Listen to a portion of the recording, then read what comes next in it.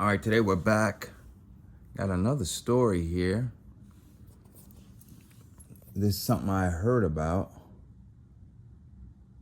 and I figured I'd bring it to the channel. This one, it takes place in Ireland. I want to tell you about the price of luck. Not the luck you earn, not the luck that comes from hard work or timing or being in the right place. I mean the other kind, the kind that gets transferred, the kind that has to come from somewhere, which means it has to leave somewhere first. In Connemara, I hope I'm not butchering that, goes where I grew up. The old people understood this. They didn't talk about it in the way I'm talking about it now, directly, plainly, like a man with nothing left to lose. They talked around it in the way you talk around something dangerous in the dark room. You acknowledge the shape of it without looking straight at it.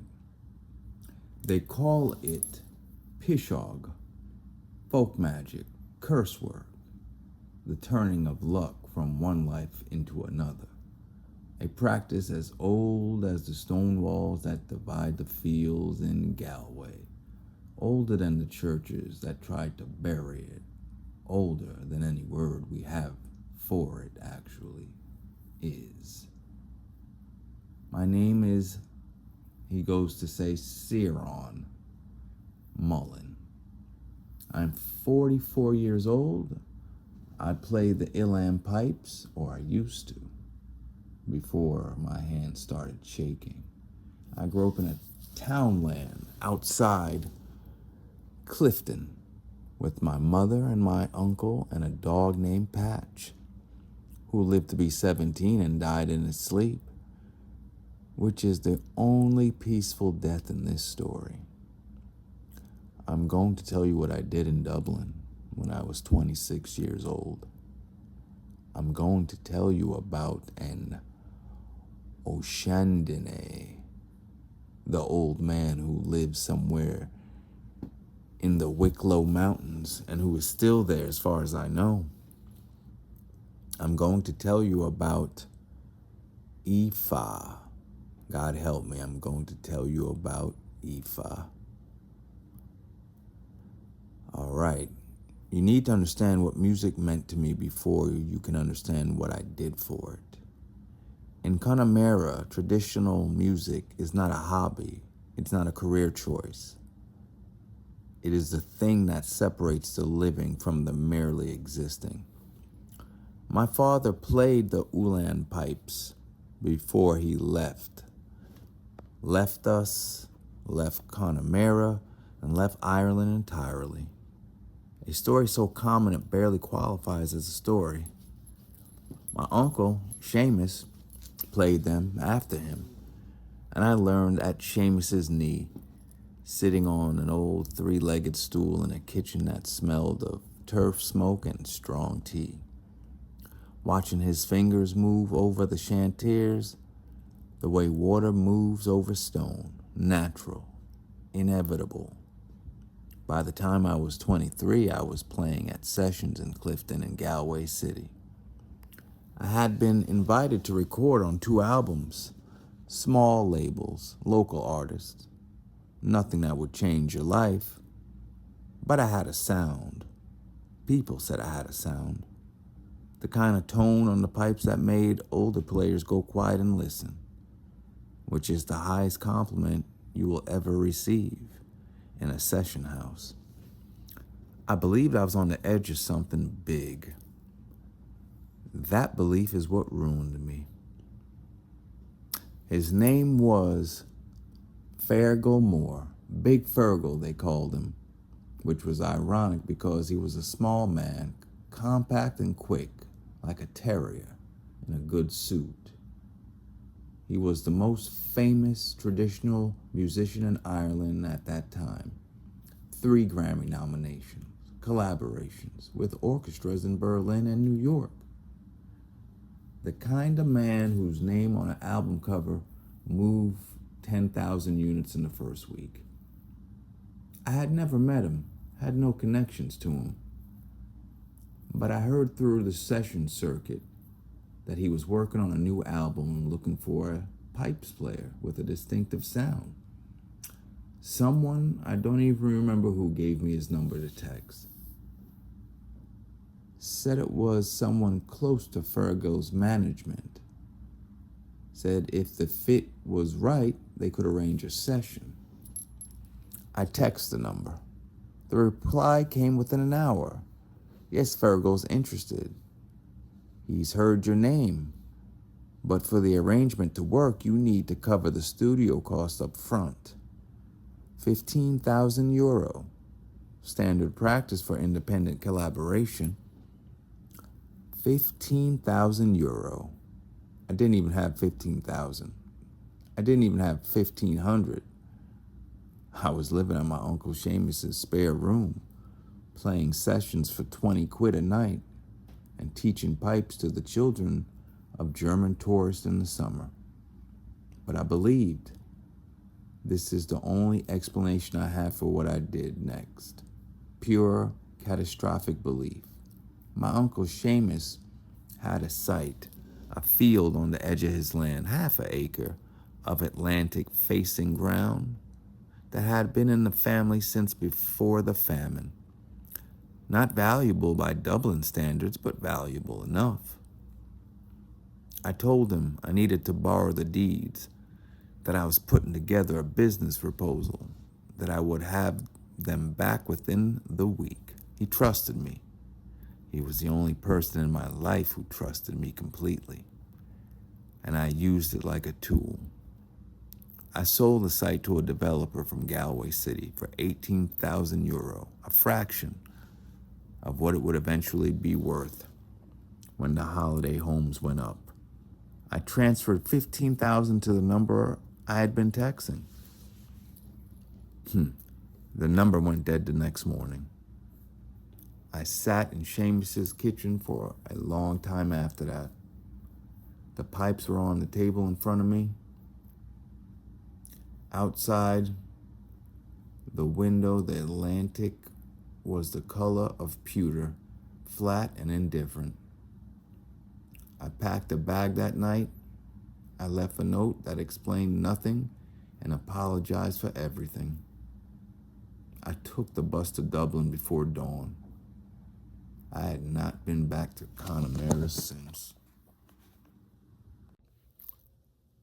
Dublin in November is a specific kind of gray, not the soft gray of Connemara clouds, a harder gray, concrete and exhaust fumes, and the smell of Liffey at low tide.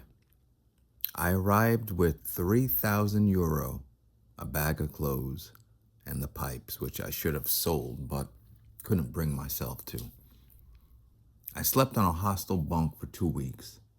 Then I found a room in a house in Crumlin, shared with 5 other people, 2 of whom I've never learned the names of. I got work with a cleaning company. Offices mostly, early mornings, the kind of work that makes you invisible in a city. It was on one of my cleaning routes that I met Aoife. Her family ran a cafe on the South Circular Road, Surkaya Road. I'm sorry if I butchered that. It's a small place, always busy.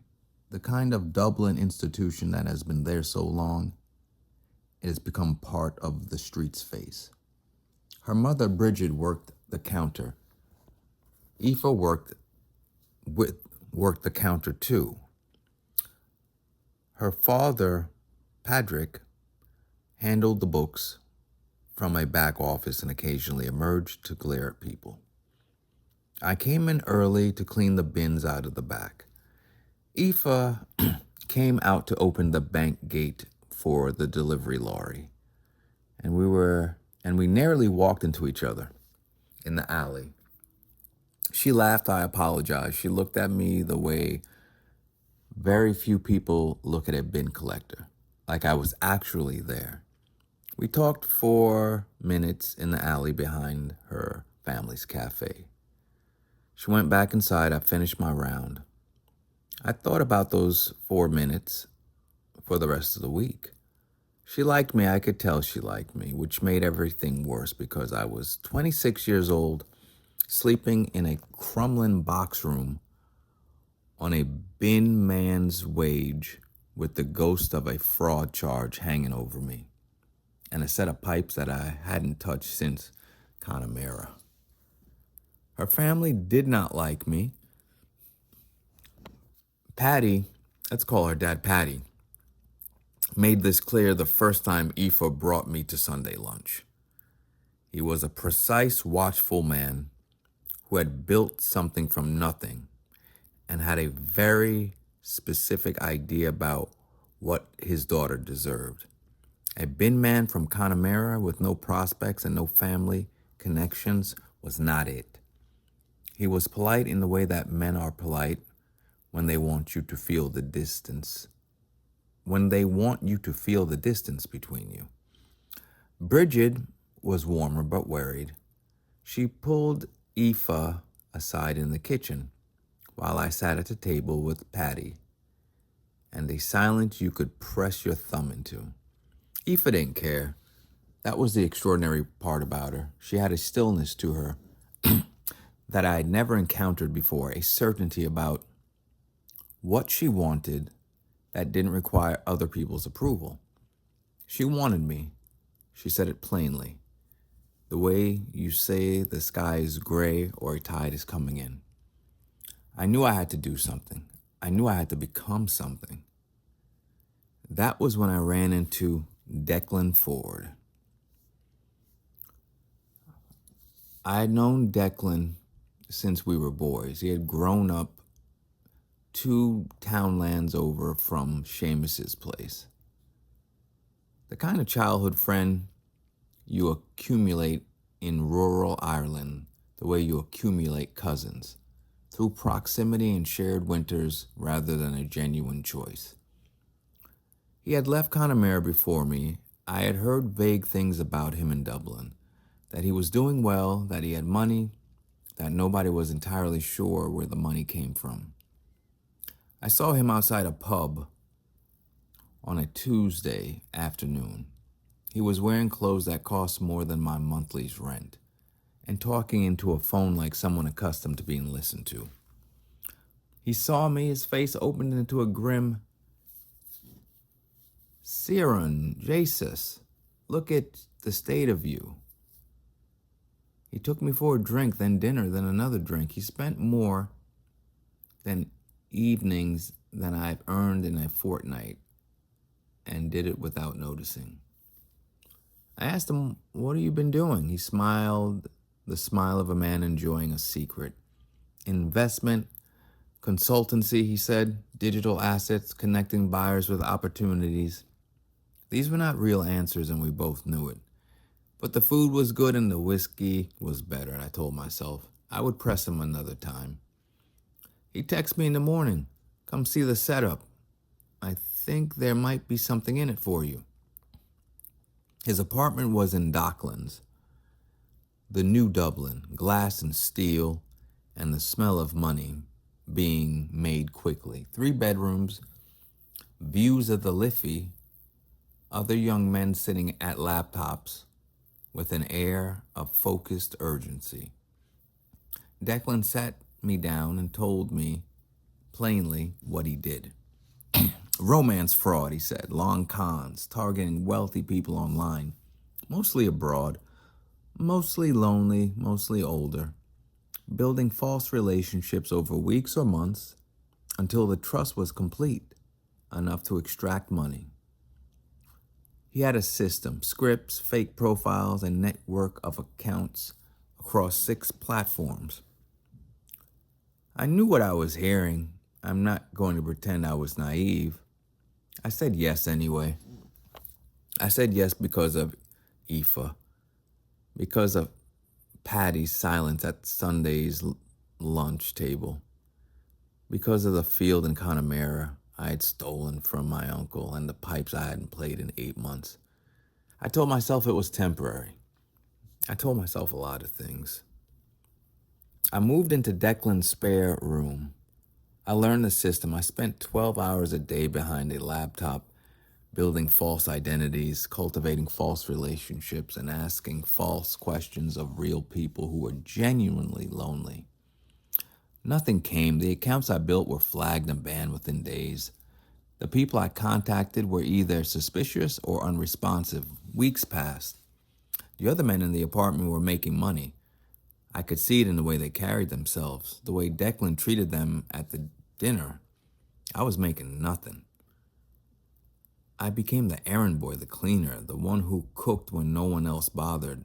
I was not paid for this. It was simply understood. Declan pulled me aside one evening. He was not unkind about it. He had a way of delivering bad news that made it sound like concern. The problem isn't the work, he said. The problem is you're doing it with ordinary hands. I asked him what that meant. He told me about An Seanduine,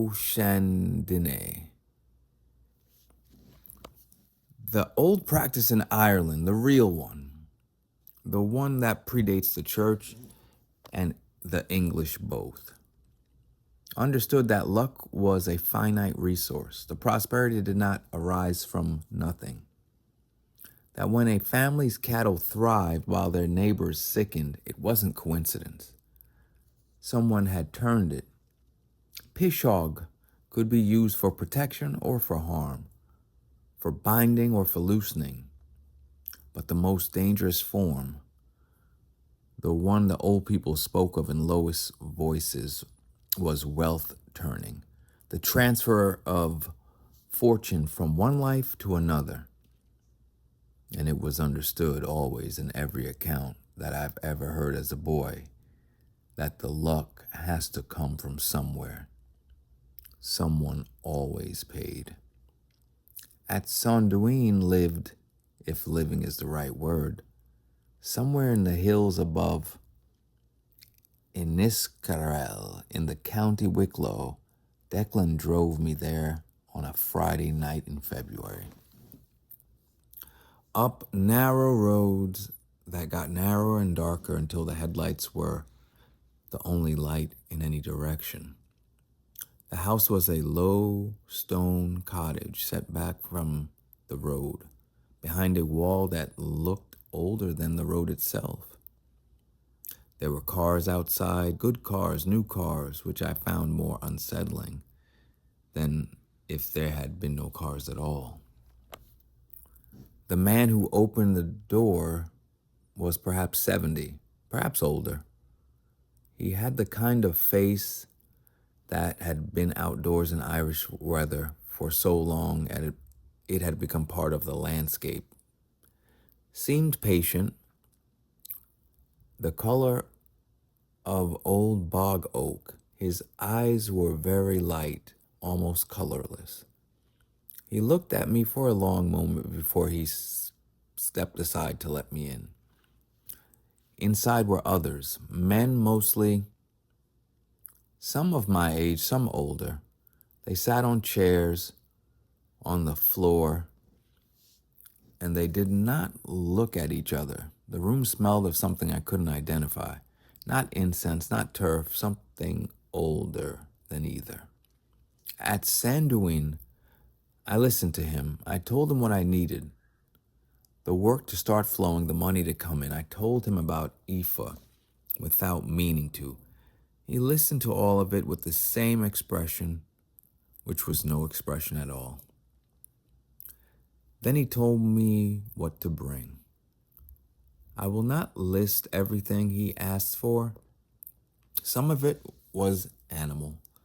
Some of it was stranger than that. Declan knew where to find it. He had been here before. We came back from the following Friday night with what was required. The ritual took several hours. I will not describe all of it. I will say that at one point at Seanduine held something over me. I couldn't see what and spoke in Irish so old I couldn't follow it. Not modern Irish, something underneath modern Irish, the roots of it. Sorry for any background noise. I felt something shift. There's no better word. Like a room rearranging itself in the dark. We drove back to Dublin in silence. The following Monday morning, I opened my laptop, and within 4 hours, someone had responded to a profile I had built 6 weeks earlier and forgotten about. A retired businessman in Rotterdam. Within a week, he had sent me €8,000. I sat in Declan's kitchen and stared at the number on my screen. It had worked. The money came steady for the next 6 weeks. I moved out of Declan's apartment, rented a flat, small but mine. I brought clothes that didn't embarrass me. I went back to Aoife and told her things were changing. She was happy. She was also watching me with something in her eyes I chose not to examine. Patty invited me to lunch again. This time the silence was different. And then the money stopped. It stopped the way it had started, completely without warning. The accounts were flagged. The Rotterdam man stopped responding. Everything I touched online turned to ash. I went back to An Seanduine, that place. This time he asked for more. The ritual was longer. What he required to renew it made the first visit seem like a courtesy call. I did not ask questions. I brought what was asked for. The money returned, bigger this time, faster. I bought a car. I took Aoife to dinner at restaurants her father couldn't afford. I began to feel the thing that money does to a person who has never had it. Not happiness exactly, more like the absence of a specific kind of cold you didn't know you had been living in. It was around this time that I noticed the women. Not all at once. Gradually, the way you notice a smell that has been there for a while before your brain decides to name it. There was a girl named, let's call her Shauna. And he says, the girl's named Shauna, and I had spent time with her before, Aoife, and became serious. She got sick in March. Nothing the doctors could identify. She was in the hospital for 2 weeks, came out thinner and quieter, and wrong in the way no one could articulate. There was a colleague of Declan's, a woman named Rosie, who had been to An Seanduine twice. She died in April, young, healthy, no cause found at the post-mortem that satisfied anyone. I noted it in the back of my mind, the way you note an unfamiliar sound in a house at night. You hear it, you file it, you go back to sleep. That's what I did. I went back to sleep. The third visit to An Seanduine was different. He looked at me differently, as if something about me had changed that he found interesting. He brought out a small object, I will not describe it precisely, and told me what I must do with it, where to place it in my flat, what is required to keep it working. What it required was women, not harmed, he was very specific about this, not deliberately harmed, simply present, simply there in the flat, sleeping. The object would do the rest.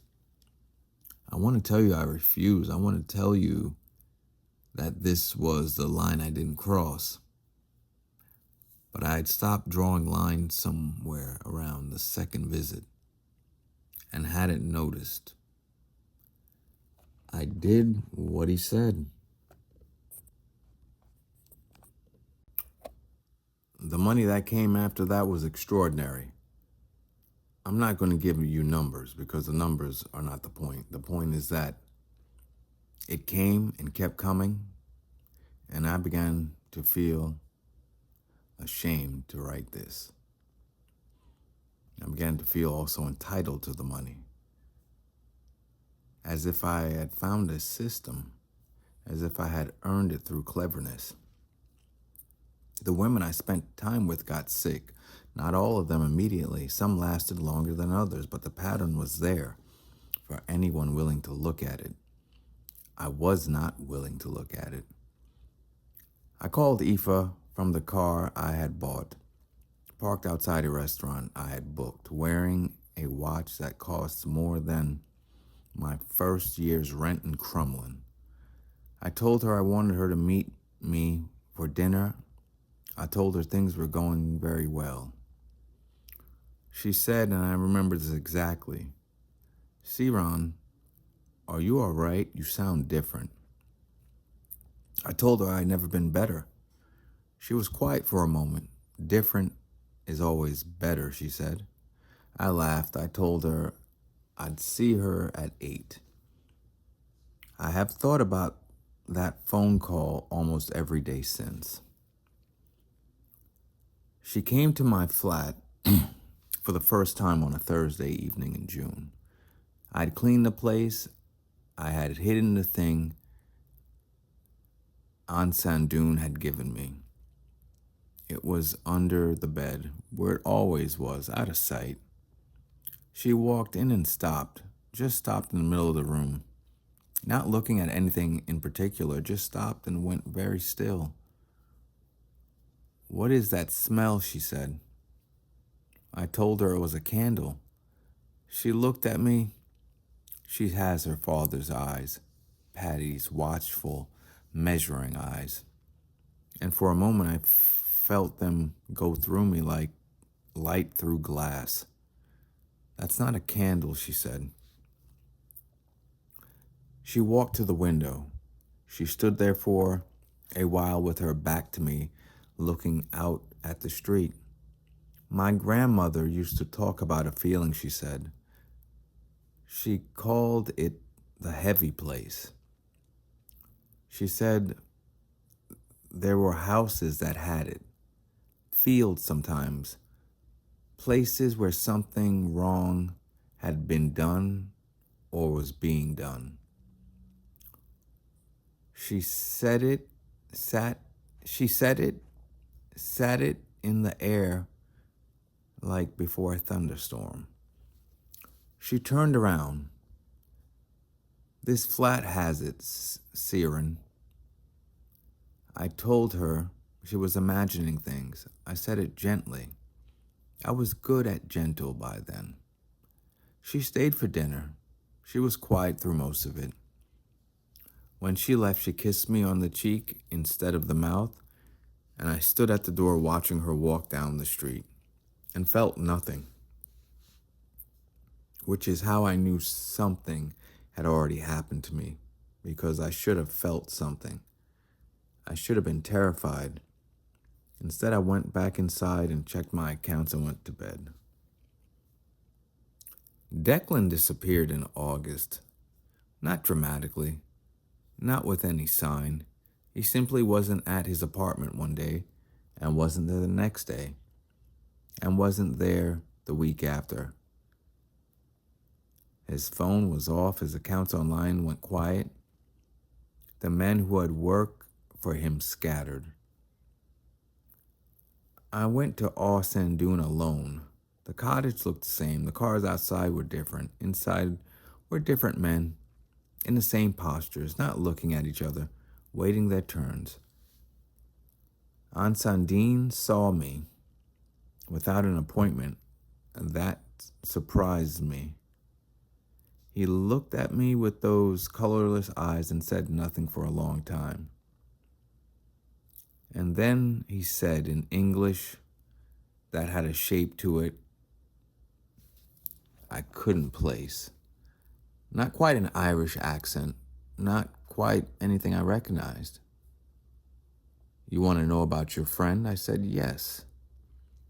He said, "He is where luck goes when it leaves." I did not understand this then, and I'm not sure I fully understand it now. He told me the arrangement could continue, that it would require more going forward, that the nature of what it is required would change. The nature of what it required would change, excuse me. I looked at him across the dim room with its old smell and its waiting men, and I felt something. The first real thing I felt in months, not fear.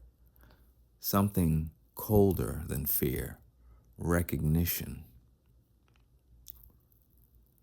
I was looking at what I was becoming. I stood up, I left. I drove back to Dublin in the dark. I sat in my car outside my flat for a long time. Inside was the object. Inside was everything I had built. Inside was the proof of what I agreed to. I called Aoife. She answered on the second ring, which told me she had been waiting for me to call. I said, "I need to tell you about the heavy place. Everything your grandmother said about it." She was quiet for a moment. Then she said, "Come to my parents' house. Come now."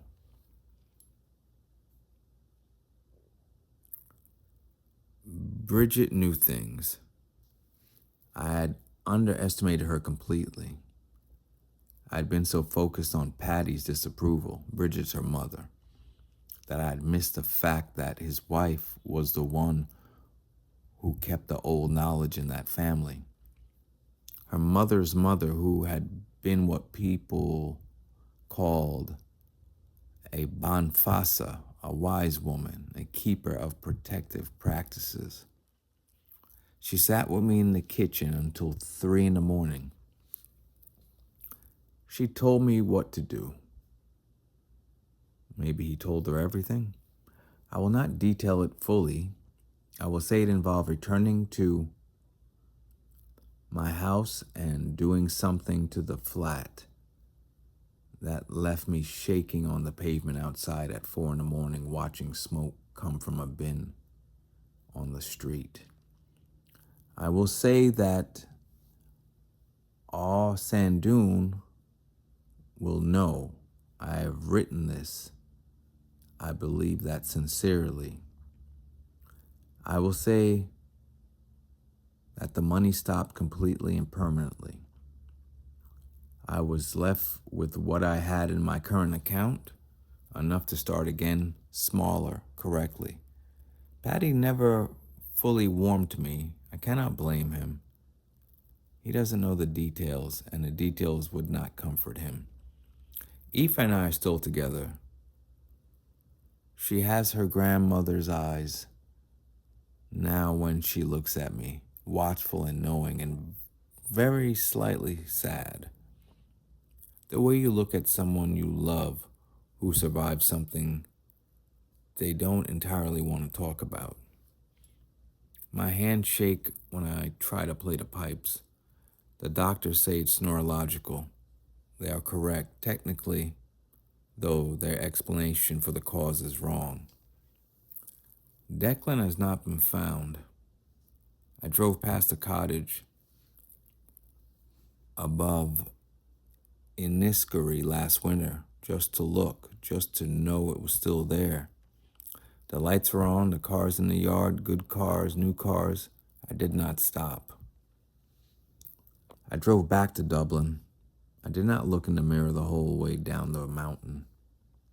I've made it a practice since then of not looking back at the mountain. Some practices are worth keeping. And if you're watching this, I want to ask you something simple. Think about the last time your luck changed suddenly. without explanation. When something that had been impossible became easy overnight, where do you think that luck came from? Luck doesn't generate itself, it transfers, it always has. The old people in every culture on earth understood this before we decided we were too sophisticated to believe it. An Seanduine is still up there. I know because I checked. The cars in that yard belong to people who are right now doing what I did, believing what I believed. And somewhere in a flat or a house or a room in a city, someone who loved one of those people is standing very still in the middle of a room, smelling something that isn't a candle. Pay attention to the heavy place. It's trying to tell you something. It always is. Wow, so this story doesn't get too specific on certain things, but I guess he confessed to his girl what he did. And I'm thinking his neurological problem will happen because he broke the deal with the spirits he was using. Like I said, if you guys have any stories you want to send in, just send it to AIPMTWINS@gmail.com. AIPaymentWins@gmail.com. And we're going to keep these stories coming. And just so you get it, he was sleeping with the women, and that was taking their luck and transferring it to him.